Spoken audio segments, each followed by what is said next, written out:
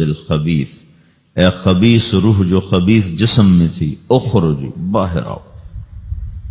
اب وہ واپس تو ہو نہیں سکتا، اپنے آپ کو روک تو سکتا نہیں، تو وہ حیران پریشان خوف زدہ، تو اس کے جواب میں اس کو ملک الموت کہتا ابشری ابشری بحمیم وغساق وآخر من شکلہ ازواج، تیار ہو جا خوفناک عذاب کے لیے اور کھولتے پانیوں کے لیے، کانٹے دار جھاڑیوں کے لیے اور بے شمار عذاب کی شکلوں کے لیے۔ تو اس کی روح کو جب کھینچتے ہیں تو رگ رگ سے وہ کٹ کٹ کے نکلتی ہے، تو سارا وجود زیر و زبر ہوتا ہے، سکرات کا درد ساری دنیا کے دردوں پر حاوی ہے۔ جب اس کی روح نکلتی ہے اور اس کو لے کر آسمان پر چلتے ہیں تو دروازے پر پہنچتے ہیں تو اندر سے فرشتے پوچھتے ہیں کون ہے؟ کہتے ہیں فلاں فلاں کا بیٹا ہے۔ کا نفس خبیثہ فی الجسد الخبیث، یہ تو وہی بدماش ہے جو بدماش جسم میں تھا، یہ وہ بدبخت روح ہے جو بدبخت جسم میں تھی، اس کے لیے آسمان کے دروازے نہیں کھل سکتے، اسے واپس کر دیا جائے۔ تو آسمان کے دروازے لا تفتح لهم ابواب السماء ولا يدخلون الجنة حتى يلج الجمل في سم الخياط، کہ ان کے لیے آسمان کے دروازے نہیں کھلیں گے اور ان کے لیے جنت کے دروازے نہیں کھلیں گے، پھر یہ وہاں سے نیچے گرائے جاتے ہیں جو اللہ کا قید خانہ ہے سجین۔ وما ادراک ما سجین کتاب مرقوم، وہ تمہیں خبر نہیں کہ وہ کیا خوفناک قید خانہ ہے جو اللہ تعالیٰ نے بنایا ہے، اسے وہاں دھکیل دیا جاتا ہے۔ پھر قیامت تک اس کے لیے انتظار کی گھڑیاں ہیں اور عذاب کی شدت ہے۔ اور جب کوئی نیک آدمی اللہ تعالیٰ کے دربار میں جانے کا اس کا وقت آتا ہے تو اللہ تبارک و تعالیٰ فرماتے ہیں ان الذین قالوا ربنا اللہ ثم استقاموا تتنزل علیہم الملائکۃ الا تخافوا ولا تحزنوا وابشروا بالجنۃ التي كنتم توعدون نحن اولیاؤکم فی الحیاۃ الدنیا وفی الآخرہ ولکم فیہا ما تشتہی انفسکم ولکم فیہا ما تدعون نزل من غفور الرحیم۔ جب کوئی نیک مرد عورت کے جانے کا وقت آتا ہے تو اس کے لیے بھی فرشتے آتے ہیں اور آ کر اس کو خوشخبری دیتے ہیں اور آ کر اس کو تسلی دیتے ہیں کہ آپ غم نہ کریں، پیچھے والے بھی آپ کو مل جائیں گے، آپ خوف نہ کریں، آگے ساری منزلیں آپ کے لیے آسان ہیں، آپ کے لیے جنت بھی تیار ہے، رب بھی مہربان ہے۔ اور حدیث پاک میں آتا ہے کہ ملک الموت اور 4 فرشتے آتے ہیں، وہ 4 فرشتے اس کو سہلاتے ہیں، دباتے ہیں کہ موت کا درد اسے محسوس نہ ہو، اور ملک الموت فرماتے ہیں ایتھا النفس الحمیدہ کانت فی الجسد الحمید اخرجی، اے نیک روح جو نیک جسم میں تھی باہر آؤ۔ کیا کرو؟ وابشری بروح وریحان ورب راض عنک غیر غضبان، آپ کو بشارت ہو آپ کے لیے جنت تیار ہو چکی ہے اور وہاں کی ساری نعمتیں آپ کے لیے میسر ہو چکی ہیں اور اللہ آپ پہ راضی ہو چکا ہے اور اللہ آپ پہ خوش ہو چکا ہے۔ اس پر اس کی روح کو نکالا جاتا ہے، پھر سارے فرشتے اس کو استقبال کے ساتھ جو آسمان پر لے جاتے ہیں تو اندر سے پوچھتے ہیں کون ہے؟ کہ فلاں فلاں کا بیٹا، فلاں فلاں کی بیٹی۔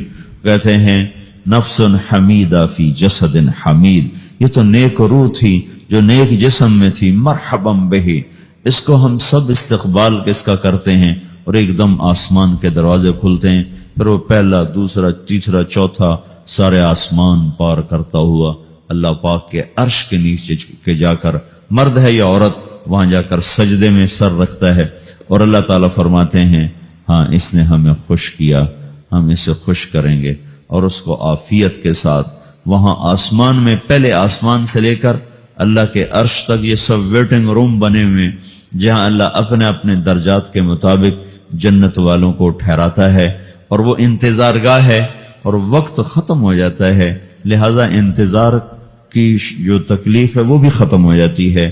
وقت ختم تو انتظار کا احساس ختم اور ٹائم کے گزرنے کا احساس ختم۔ تو جیسے اصحاب کہف کو اللہ نے غار میں داخل کر کے تو غار کے اندر سے وقت کو نکال کے باہر پھینک دیا، باہر 300 سال گزرے، اندر آدھا ہی دن گزرا تھا۔ وہ جب اٹھے ہیں تو وہ 25 برس کا نوجوان 325 سال کا ہو کے نہیں اٹھا، وہ 25 سال کی عمر میں اٹھائے، نہ ناخن بڑا ہے، نہ مونچھیں بڑی ہیں، نہ ان کی داڑیاں لمبی ہوئی ہیں، چونکہ تو زندہ تھے، مر نہیں گئے تھے، تو زندہ کے تو بال بھی بڑھتے ہیں، ناخن بھی بڑھتے ہیں، لیکن وہ اس طرح اٹھے کہ 300 برس گزر گئے اور 25 برس کا نوجوان 25 سال کی عمر میں اٹھائے، 20 برس کا 20 برس کی عمر میں اٹھائے، اور وہ کہنے لگے کم لبثنا، بھئی کتنا ٹھہرے ہیں، کہ یومن او بعض یومن، لگتا ہے کوئی دن آدھا دن ٹھہرے ہیں۔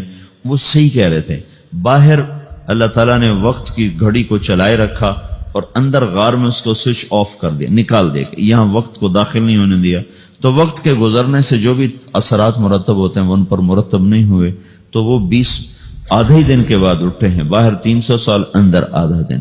یہی کچھ اللہ تبارک و تعالیٰ برزخ میں کر دیتا ہے، وقت کو ختم کر دیتا ہے، گزرنے کا احساس نہیں ہوتا ہے۔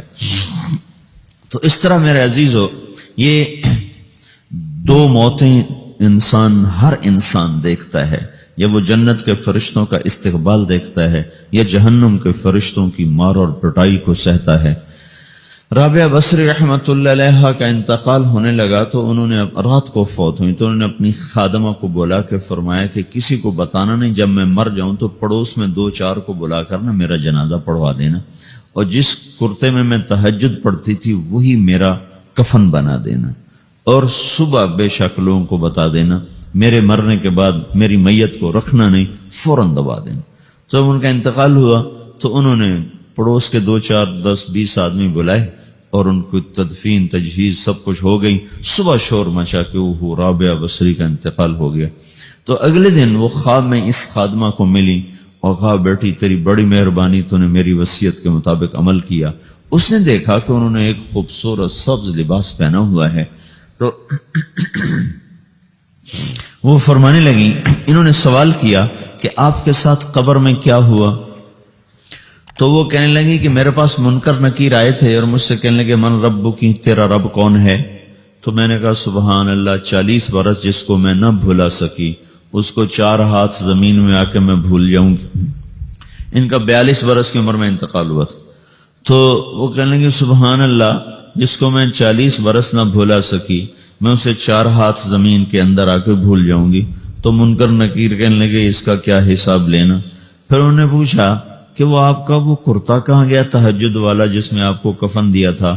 کہا وہ اللہ نے مجھ سے لے لیا ہے اور میرے اعمال کے خزانے میں رکھ دیا ہے، قیامت کے دن میرا وہ کرتا بھی میرے ترازو میں تولا جائے گا، اور مجھے یہ لباس پہنایا ہے جو جنت کا لباس ہے۔ یہ بھی ایک موت ہے، اس طرح بھی لوگ مرتے ہیں۔ اور دوسری بھی ایک موت ہے، ہمارے علاقے کی بتا رہا ہوں، اپنے علاقے کی۔ ایک زمیندار مر گیا، اس کی قبر کھودی، ساری بچھوؤں سے بھری ہوئی، ایسے جیسے چیونٹیاں پھر رہی ہوتی، تو انہیں وہ بند کر کے دوسری کھودی، ساری بچھوؤں سے بھری ہوئی، پھر وہ بند کر کے تیسری کھودی، ساری بچھوؤں سے بھری ہوئی۔ قبرستان میں اتنے بچھو کہاں سے آ گئے؟ یہ زمین کے بچھو نہیں ہے، یہ آخرت کی بلائیں ہیں جس کے ساتھ اب اس سے قیامت تک رہنا ہے اور گزارا کرنا ہے۔ تو یہ 2 طرح کی موتیں روزانہ لوگ مرتے ہیں، روزانہ لوگ مرتے ہیں۔ جب نماز کا وقت ہوتا ہے ملک الموت ساری دنیا کا چکر لگاتا ہے اور دیکھتا ہے کون پڑھ رہا ہے کون نہیں پڑھ رہا، کون پڑھ رہا ہے کون نہیں پڑھ رہا۔ جو نماز کی پابندی کرتا ہے اس کی موت آسانی سے ہوتی، جو نماز میں غفلت کرتا ہے اس کے ساتھ موت کے وقت شدت اور سختی اختیار کی جاتی۔ تو بھائیو، یہ ایک جسم ہے، ایک روح ہے۔ روح باقی رہنے والی چیز ہے، جسم مٹ جاتا ہے، پھر اللہ سے قیامت کے دن نیا جسم عطا فرمائے گا، ایک نیا جسم دیا جائے گا۔ روح وہی ہے جو اللہ کے خزانوں میں جمع ہو جاتی ہے۔ نافرمان کی سیاہ کالی روح ہوتی ہے، فرما بردار کی روشن چمکدار روح ہوتی ہے۔ تو اللہ نے کچھ تقاضے جسم کے رکھے ہیں اور کچھ روح کے رکھے ہیں۔ جسم کے تقاضے پورے نہ کرو تو یہ پریشان ہو جاتا ہے، روح کے تقاضے پورے نہ کرو تو یہ پریشان ہو جاتی۔ روح کی پریشانی جسم سے زیادہ ہے، چونکہ روح کی طاقت جسم سے زیادہ ہے۔ جسم مٹی سے بنا ہے، اس کی غذا بھی مٹی سے نکلتی ہے۔ روح آسمان سے ہے، اس کی غذا بھی آسمان سے ہے۔ روح کا تعلق جب تک اللہ سے نہیں جڑتا اس سے بھوک اور پیاس لگتی رہتی ہے۔ جسم کو جب تک روٹی اور پانی نہ ملے یہ تڑپتا اور پریشان رہتا ہے۔ جیسے اللہ تعالیٰ نے ہمارے جسم میں روٹی اور پانی کی طلب کو بے ساختہ رکھ دیا ہے۔ میں بیان کے دوران بھی پانی پی رہا ہوں، آپ دیکھ رہے ہیں کہ میرا حلق سوکھ جاتا ہے، مجھے طلب محسوس ہوتی ہے، پانی، حلق سوکھتا ہے پانی کی طرف بھاگتے ہیں، بھوک لگتی ہم روٹی کی طرف بھاگتے ہیں۔ یہ ایک ایسا اندر میں آٹومیٹک سسٹم ہے کہ ہم اس کو آف نہیں کر سکتے۔ یہ سوتے سوتے بھی بھوک کی وجہ سے آنکھ کھل جاتی، سوتے سوتے پیاس کی وجہ سے آنکھ کھل جاتی ہے۔ یہ ایسا خود اللہ تعالیٰ نے ساختہ نظام بنایا ہے کہ آپ اپنے جسم میں روٹی اور پانی کی طلب کو نہیں نکال سکتے۔ میرے عزیزو، ٹھیک اسی طرح اللہ نے انسانی روح میں اپنی طلب رکھ دی ہے اور اپنے رسول کی طلب رکھ دی ہے۔ یہ دو طلب ایسی ہیں کہ یہ آپ کے جسم روح سے نکل نہیں سکتی۔ جیسے بھوکا روٹی نہ کھا لے، پیاسا پانی نہ پی لے، اسے چین نہیں آ سکتا، وہ روح جو اللہ اور اس کے رسول سے نہ آشنا ہے، جب تک وہ وہاں تک پہنچ نہیں جاتی اسے چین نہیں آ سکتا، اس کا اندر پریشان رہے گا۔ 1997 میں جب جنید جمشید سے میری پہلی ملاقات ہوئی تو اس نے مجھ سے یہ سوال کیا کہ مولوی صاحب، ایک پاکستانی نوجوان جس گلیمر کو خوابوں میں دیکھتا ہے، وہ گلیمر تو مجھے زندگی میں ویسے ہی حاصل ہے، میرے چاروں طرف زندگی کا رقص ہے اور میری زندگی کی ہر خواہش، ہر تمنا پوری ہے، اس کے باوجود میرے اندر اندھیرا ہے، میرے اندر خلا ہے، مجھے لگتا ہے میں وہ کشتی ہوں جس کا کوئی ساحل نہیں، جس کی کوئی سمت نہیں، جس کا کوئی گھاٹ نہیں۔ یہ کیوں ہے؟ میرے ساتھ تو ایسا نہیں ہونا چاہیے۔ ایک عام لڑکا تو کہتا ہے ہائے کاش یہ ہوتا، اس کو وہ نہیں ہو رہا تو پھر وہ پریشان ہے، ہائے یہ ہوتا، ہائے وہ ہوتا۔ تو میں تو ہائے نہیں کرتا ہوں، میری تو ہر لذت اور خواہش میرے سامنے تشتری میں سجا کے پیش کی جا رہی۔ میں کیوں ایسا کر رہا ہوں؟ میں ہائے ہائے کیوں کر رہا ہوں؟ میرا اندر ویران کیوں ہے؟ میرے اندر میں خلا کیوں ہے؟ یہ وہی خلا ہے کہ وہ روح کی پیاس کو شراب میں بجھانا چاہتا ہے، وہ روح کی پیاس کو لڑکی میں بجھانا چاہتا ہے، وہ روح کی پیاس کو موسیقی سے بجھانا چاہتا ہے، وہ روح کی پیاس کو دنیا کی رعنائیوں میں 5 اسٹار ہوٹلوں سے بجھانا چاہتا ہے۔ روح کیا جانے روٹی کیا ہے، شراب کیا ہے، پانی کیا ہے، عورت کیا ہے، موسیقی کیا ہے، گھنگرو کیا ہے، پائل کیا ہے، چھنکار کیا ہے، روح کو ان چیزوں کی کیا خبر؟ امریکہ میں ہماری ایک جماعت تھی تو 4 لڑکیاں 2 لڑکے مسلمان ہوئے، تو ایک لڑکے کا نام رکھا تھا ابراہیم، اور اس کو جب پڑھایا نا کلمہ، انہوں نے کہا ہائے، انہوں نے کہا ہائے، اور دونوں ہاتھ یہاں رکھے سینے پر، دل پر، کہا ہائے۔ تو ہمارے ساتھی ہیں ڈاکٹر اختر، وہ کہنے لگا کیا ہوا؟ کہنے لگا جب سے ہوش سنبھالا یہ جگہ خالی تھی، یہ تیرے کلمہ پڑھانے پر بھر گئی ہے کہ میری خوشی سے ہائے نکل گئی۔ یہ جگہ خالی رہے گی، یہاں شراب نہیں پہنچ سکتی، یہاں نغمہ اور موسیقی نہیں پہنچ سکتی، یہاں تالے لگے ہوئے ہیں، یہاں تک کوئی آواز نہیں جا سکتی۔ دل کے تاروں پر ایک ہی نغمہ چڑھ سکتا ہے اور وہ اللہ کی یاد کا ہے، اور اللہ کی محبت کا ہے، اور اللہ کے رسول کی محبت کا ہے۔ باقی کوئی مضراب ایسا نہیں جو ان تاروں کو چھیڑ سکے، باقی کوئی چیز، آواز ایسی نہیں جو دل کی دنیا پر جا کر دستک دے سکے۔ یہاں بند دروازے ہیں، یہاں صرف اللہ پہنچے گا، اللہ کے رسول کا تعلق پہنچے گا، باقی کوئی چیز یہاں نہیں جا سکتی۔